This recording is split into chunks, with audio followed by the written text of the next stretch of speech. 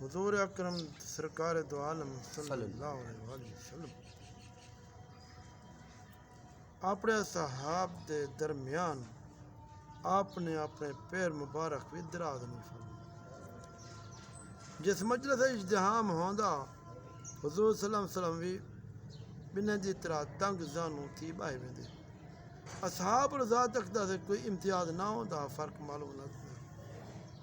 جو شخص حضور صلی اللہ علیہ وسلم دور کے لئے دا روب و دبدے محسوس کرندا، جو صحبت حاصل کرنا مخزن انس پہندا۔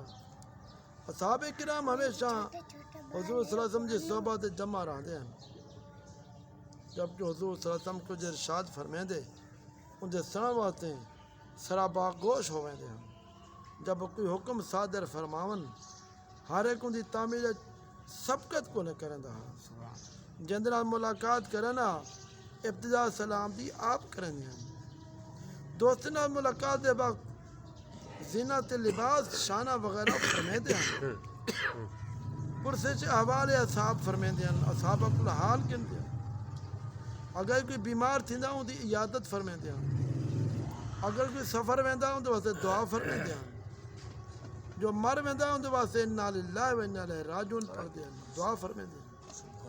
غمگین ازردہ اصحاب دی دلداری واسطے انہوں نے گھر تشریف گنوے دیں، اپنے احباب دے باغے میں تشریف گنوے دیں، انہیں یہ دعوتہ قبول فرمے دیں، سرداران قوم قبیلے دی تسلی فرمے دیں، اہل کمال دی نہایت عزت فرمے دیں، ہر ایک دن نال خندہ پیشانی نال پیش آن دیں، عذر خواہ عذری قبول کرن دیں، ہر ایک ادنا اعلیٰ راس گفتاری وچ حضور نبی کریم صلی اللہ علیہ وسلم کے سامنے برابر آ۔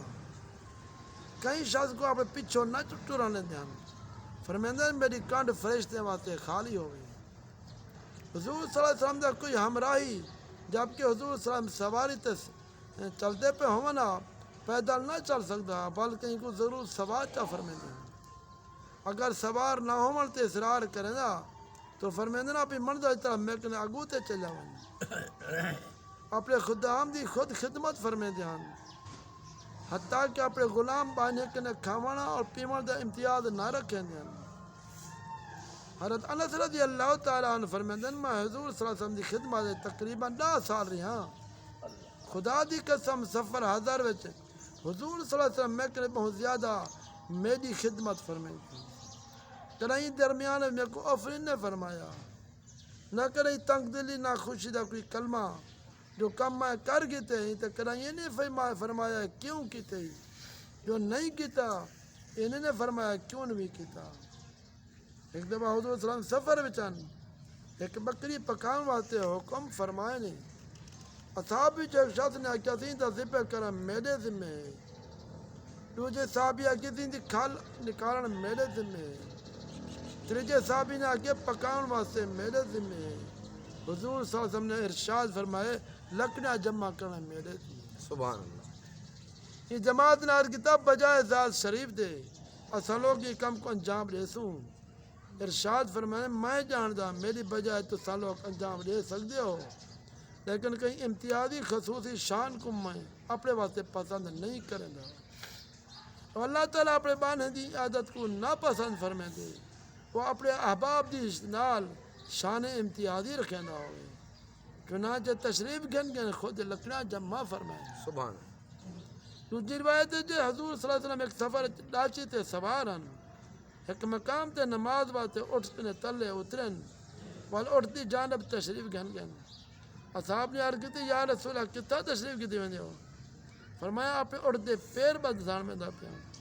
اصحاب نے عرض کی یا رسول اللہ اساں خدمت کو انجام دے سوں، ارشاد فرمایا تو ہارے وچوں کوئی شخص لیکن ادنا مدد دی خواہش نہ رکھے، کھائے ہوئے ایک ٹکڑا مسواک دا کیوں نہ ہوئے۔ حضور صلی اللہ علیہ وسلم اٹھتے باندھے اللہ دا ذکر فرمے دیان، جب کہیں مجلس تشریف گنوے دیان جس موقع تے جگہ دے دیان بائے وے دیان، صدر مجلس دا ارادہ نہ فرمے دیان، مسلمانوں کو دا حکم فرمائے۔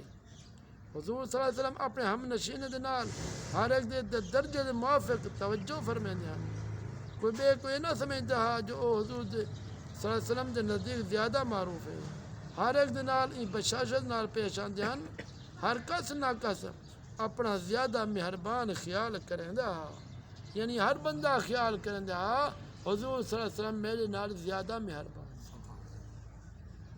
اللہ تبارک و تعالی تاکو ساکو اپنے پیارے حبیب دے نقش قدم تے چلن دی اتباع آمین ثم آمین یا اللہ آمین اللہ آمین یا اللہ آمین یا اللہ مہربانی فرما پورا اللہ